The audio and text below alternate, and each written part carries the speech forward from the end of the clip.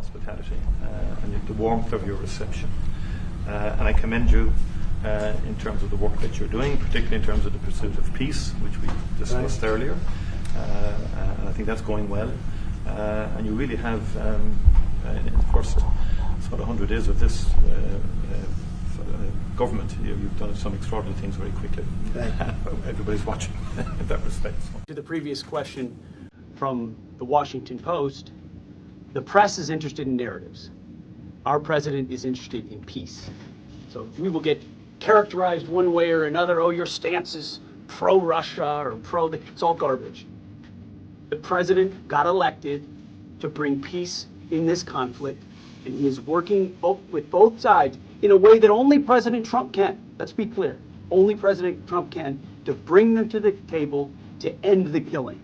And I can tell you from being behind the scenes, he is laser focused on making that happen. And we're closer today than we've ever been because of his leadership. We got to talk about Trump and Zelensky, or Ukraine, because Trump's standing on business. Trump is standing on business. And, I absolutely love it. Absolutely love it. He said he was going to do something, right? Trump is the guy that says he's going to do it, and he actually does it. Regardless of whether or not you agree with it, if he tells you he's going to do it, or if he tells you he feels a certain way about it, he's telling you the truth. Like, he's going to do it, or he actually does feel that way.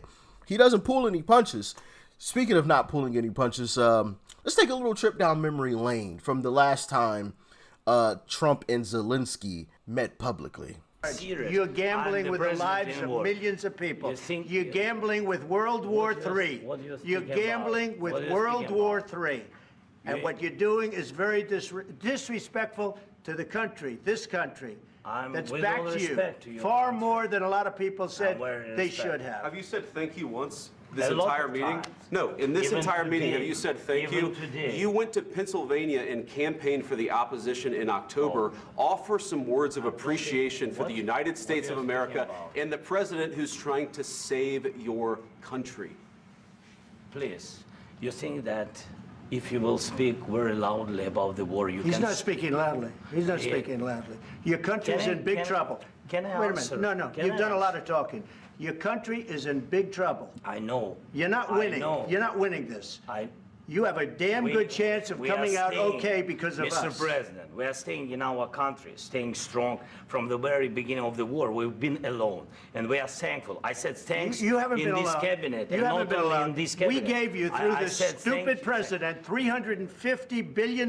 You voted we gave for you your military equipment, and you men are brave, but they had to use our military. Yes. What about if you didn't have our military equipment, if you didn't have our military equipment, this war would have been over in 2 weeks. In 3 days, I heard it from Putin. In 3 days. This is something maybe new. less. In 2 weeks, of course he has. It's going to be a very hard thing to do business like this. Again, I tell you. Just say thank you. Hey, that's my guy, man. That's my guy. Not a pushover at all. You're not about to come in here and start making some demands and act like you this big bad wolf or something. Like, no, without us, you would have been crushed. You would have been crushed. That is the truth. That is the truth. Unless Europe is going to finally step up and do what they should have been doing this entire time, which I think is what is part of what Trump wanted in the first place, was for the rest of NATO to actually step up. Of course, Democrats had a major problem with, Trump's, how do you want to call it, not bending the knee to Zelensky when he came here, which is why I showed you guys that clip. They had some major issues with that, of course. So let's run back through that really quickly. Check it out. Seen anything quite like what happened at the White House today. Today, Donald Trump irreparably destroyed the 80-year-old post-World War II international order. An Oval Office ambush of an American ally that will reverberate all around the world and stain America's image for years to come. That was, to say the least, the most contentious confrontation between world leaders perhaps we have ever seen, certainly on television. It was a truly historic moment, not in the good way. One that I fear realigned the world order, upending the only foreign policy consensus that most living Americans and Europeans have ever known. I've never seen anything like that in my entire life. What I saw is a complete transformation of what the United States is in the world. Certainly was a day of shame for the United States. That clip, the footage of the Oval Office meeting, is going to be shown for years to come by politicians, government officials, historians, university professors, because it very clearly captures the moment when the Trump administration sent a signal that it was ceding America's traditional global leadership role. I don't think it's hyperbole to say we as a country have never quite seen anything like this particularly appalling spectacle before. Diplomacy is not negotiating in public in a spray. The more I see the dialogue, the more I feel like Zelensky was ambushed. This was an absolute disgrace, and it will remain a disgrace in American history for many years to come. And it was obviously deliberate. It was obviously planned. This was not something that was spontaneous. It's not something that grew out of what Zelensky said, rather modestly explaining what had happened in the last few years. This was a mugging. This will have massive consequences for global politics for decades to come. The American-European alliance is effectively over. And maybe that's a good thing.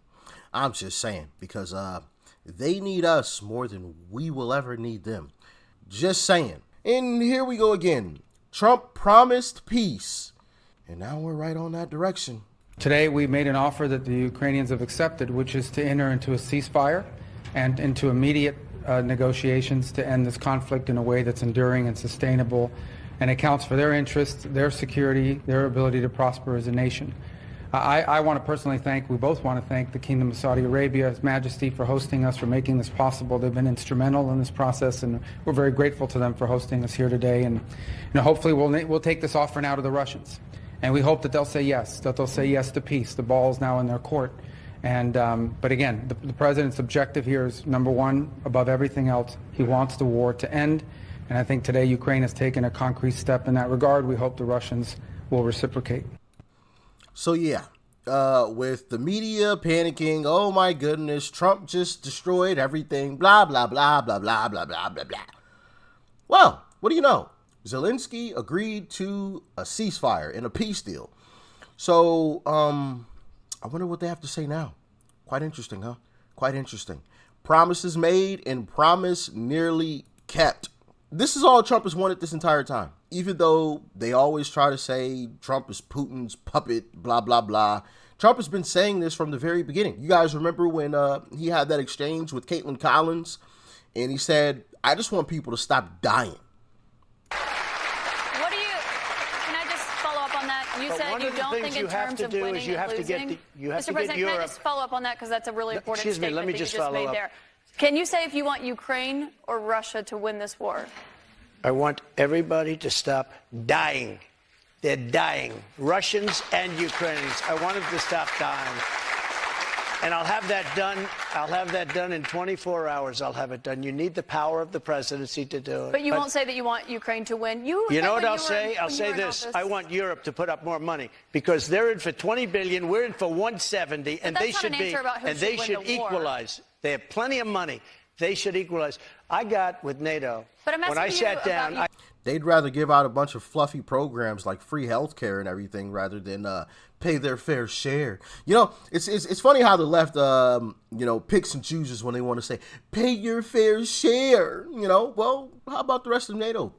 Pay their fair share, right? They can afford to cover half, right? Half. I don't think that's a crazy statement. I understand. We're a superpower here. I understand that.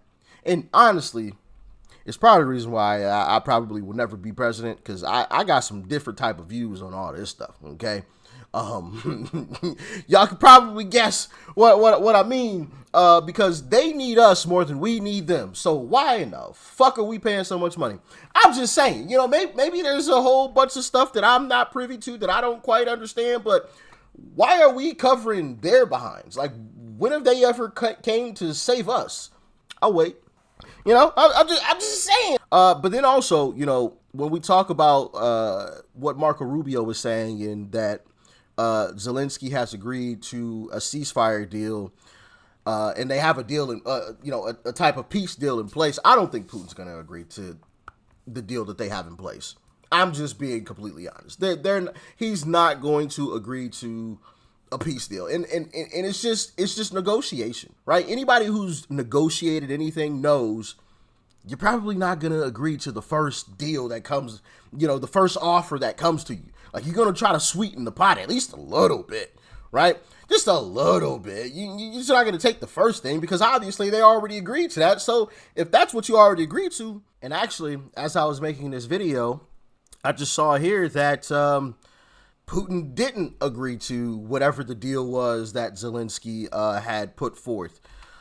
Reuters, here's a Reuters report that Russia has presented that the United States with its list of demands for a deal to end the ongoing war in Ukraine and reset diplomatic relations with Washington, with officials stating that the list is broad and similar to previous demands made to Ukraine, the U.S. and NATO. The terms are said to include no membership to NATO for Ukraine. I figured that one would be there. An agreement not to deploy foreign troops or a peacekeeping force to Ukraine after the war, and international recognition of Russia's claim to Crimea, as well as the regions of, I don't even know how to pronounce these names, Donetsk and Luhansk and Kherson and y'all can read that. All right. In the southeastern Ukraine. So it looks like the area here, I'll put this on the big screen. There we go. Much better. So it looks like Putin wants these red areas as well as Crimea. Okay. Yeah.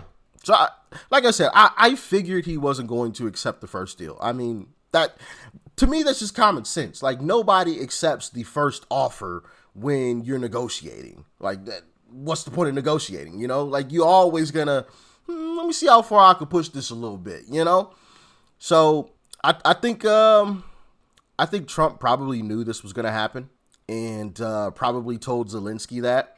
So if I had to guess, this will be done very, very shortly. Very, very shortly. Trump and his team and Zelensky will obviously probably counter, like, hey, you can have this, this, and this, but we're keeping this and this, type of a deal. And I'm assuming this will be done here soon. But once again, Trump made a promise to bring more peace, to bring an end to this war, and that is exactly what is happening. And it's crazy that mainstream media and Democrats are completely against it. Kind of weird, isn't it? Like, why would you be against bringing peace? Why would you be against that? You might be against the person who is trying to do it, but why would you be against bringing peace? Might be that almighty dollar, huh? Maybe our suspicions have been right the entire time.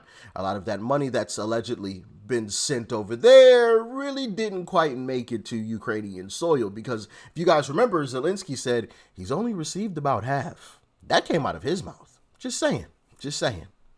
Somebody's been getting rich. And it ain't been me. So, somebody's pockets is fat around here. And I want to know. But anyway, thanks for tuning in. Peace and love. I'm out.